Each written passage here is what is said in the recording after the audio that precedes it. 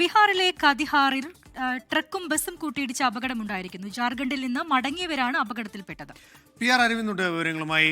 അരവിന്ദ്, എങ്ങനെയാണ് അപകട വിവരങ്ങൾ?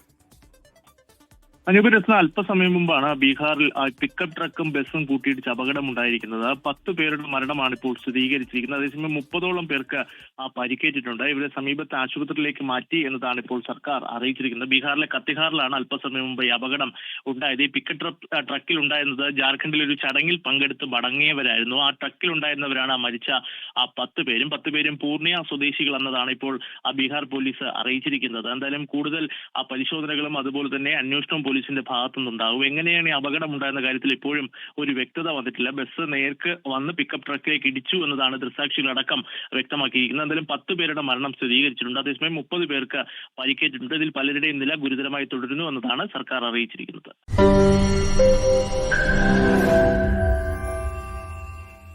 ലോകത്തെവിടെയായാലും ഏത് സമയത്തും 24 വാർത്തകളും ഓഗ്മെന്റഡ് റിയാലിറ്റി പാക്കേജുകളും എക്സ്പ്ലെയിനറുകളും വിശദമായി കാണാൻ ഞങ്ങളുടെ യൂട്യൂബ് ചാനൽ നിങ്ങൾക്ക് സബ്സ്ക്രൈബ് ചെയ്യാം.